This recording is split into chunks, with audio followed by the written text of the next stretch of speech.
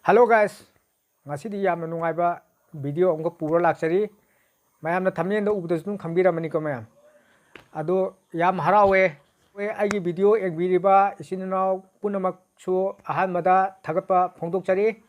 matung tarakpada so ai video punamak engbiyo adagi comment pibiriba bet comment pibiriba isinaw fajar fajar wahi wata pibiriba isinaw singsu adagi like pibiriba adagi khudimak subscribe tawiriba tawidaba isinaw punamak su ahamada sanatumba ihana thagapa phongdokchari salam tawjari assalamu alaikum adu mayam aigi nungai ba si mayam thamne no udu khangbira mani ngarang si aigi google gi pin lai ena phone torakpa ikoi gi tk fek ana channel am leibu mayam su khangba yoram mani khangdab su yoram mani adu magi channel du subscribe tawbiyo yam nungai nungai video thagat pani ko mayam aigoi iyamba gi machane aigi hek pokmina ba aigi iyamba ahanji gi machani pani adu magonda pinse postman du ga magadi naknaba adu magonda oina piramaba aigise aigadi lapna mina adu sum tawra gon phone tawrakpa sum tawraga pin lae low lao kholo na haraktana ai singarang chalui ai labukta chalura matungda halaga chatle manakta ujiki che pirami ba ngang do goi yamai macha manaktu da chale adu ai lowrupne adu mayam selai re che dugo yam harawe yam thamoi je as kari hai da khangde haifam khangde yam harawe ko ma'am adu pin do som lai re ma'am sum tawraga lae poche magi che si ko ma'am adu box lang kai torang modi yorang mani ko adu che si siga tani go pirak pa si siga lae yor ena ko adu sum lae pin do selai re ma'am adu wa so ide hai ba so ide wa ngam ba so ide ma'am soi ke lan ke yor ko su ngapi yo selai re sum taw lae adi mamai hina ko udrangai pin su udrangai suman lae aduga sumena kuppane ba sumen laaga sumna kuppane ba ado de sigi ji poje somdagi pin su udre somde su udre aduna sumen laapne adu sida set pa yana ngai yawe ba ko adu setat khagane ba sumen phakto sum tare isi adu sila pa che yam harawe mayam adu mayam gi support ne aina si yore isi adu matung tarak pada su support obiyo ai channel na sibo 100k yawn si mayam so nungai nungai video sa thaga charake sem bang ambu su oijage ado aina viral video thagalena mayamna comment da faja faja ba wahi ju habire athiba adigi loan suiga sudega mayam habire do mayam habire iba khudimak su sigi stage si jo holakpagi damakta ayu thagachari thagapa phongdokchari haifang angde mayam nungai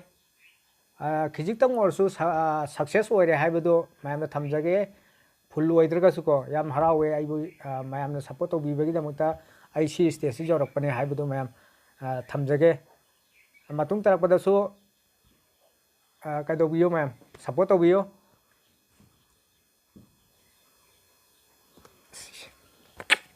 yam nungai harawe mayam na support obibagi damakta mayam na video si embiraga aigi sigi stage si jo holakpane thajarude ai si yorkane haibasu thajarude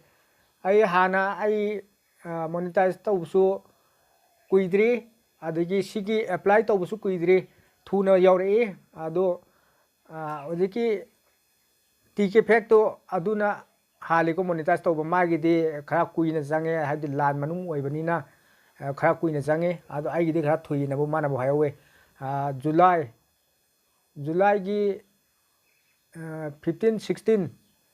swai ta khime ba ko aigi reply si ado hoji yo ngarang yorokpane ba ado thuina haye ko ado yam harawe thu lapasi jo ai haraujai haibjai di yor aroidra na ai di pakhachamne ba ko reply to busi su are message su lakta bisida yore aina wajurubdo youtube ki video namba adrigi